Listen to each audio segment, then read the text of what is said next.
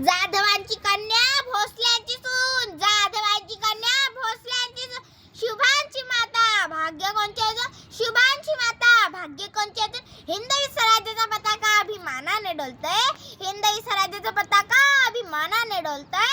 लक्ष देऊ नये का, मी जिजाऊ बोलते, मी जिजाऊ बोलते.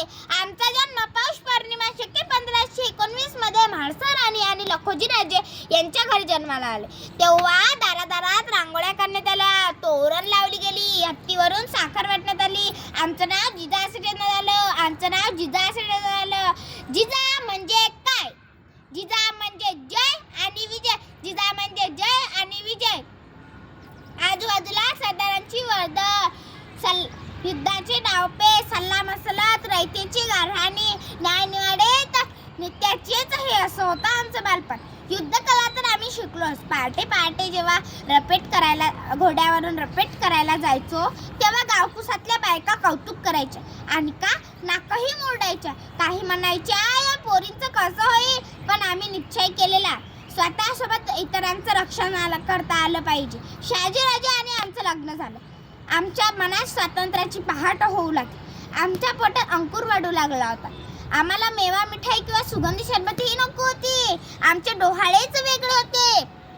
आम्हाला हत्तीवर बसावेसे वाटत होते, डोंगर चढून किल्ले पाहावेसे वाटत होते, धनुष्यबाण भाला तर हाती घेऊन चिलखत चढवून लढाया करावेसे वाटत होते.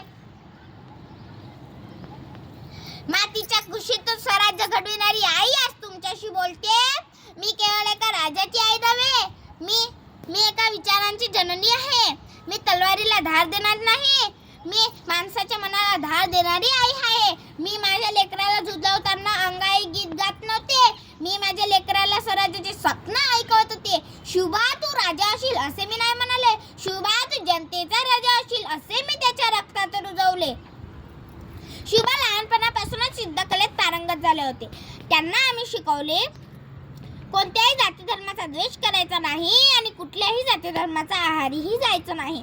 माता भगिनींचा आदर करायचा, स्त्रियांना सन्मान द्यायचा, माणसांनी माणसासारखं वागायचं, त्यांची हेळसांड होऊ द्यायची नाही. स्वराज्य म्हणजे इथे आपले राज्य, इथे व्यक्तीनं व्यक्ती स्वातंत्र्य आहे. इथे कोणी उच्च नाही, इथे कोणी नीच नाही, इथे अत्याचार चालत नाही. माझ्या डोळ्यात अश्रू होते पण मनात भीती नव्हती, कारण मला माहित होते की जो मुलगा आईच्या शब्दांना वाटतो तो कधी गुलामी स्वीकारत नाही. मी शुभाला सांगितले, शुभा शत्रूशी लढता लढता मरण आले तरी बेहत्तर, पण तू अन्यायाशी कधीच तडजोड करू नकोस. तू तलवार उचलशील पण ती अब्रू लुटण्यासाठी नाही, अब्रू वाचवण्यासाठी असली पाहिजे.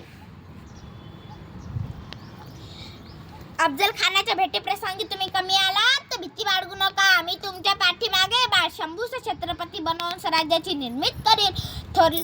मी शुभाला शिकवले, राज्य म्हणजे हे फक्त सिंहासन नाही, राज्य म्हणजे जबाबदारी आहे. प्रजेच्या डोळ्यातील पाणी पुसणे हेच खरं राजपण आहे. थोरले बंधू संभाजी हे कनकगिरीच्या युद्धामध्ये अफजल खानामुळे कपटाने मारले गेले. अखेर शुभाने वाघनाखे खानाच्या पोटात घुसवून त्याचा कोथळा बाहेर काढला. शुभांचा मोठ्या धामभूमीत राज्याभिषेक करण्यात आला आणि अशा रीतीने आम्हाला समतावादी सत्ता प्रस्थापित करण्यात यश मिळालं.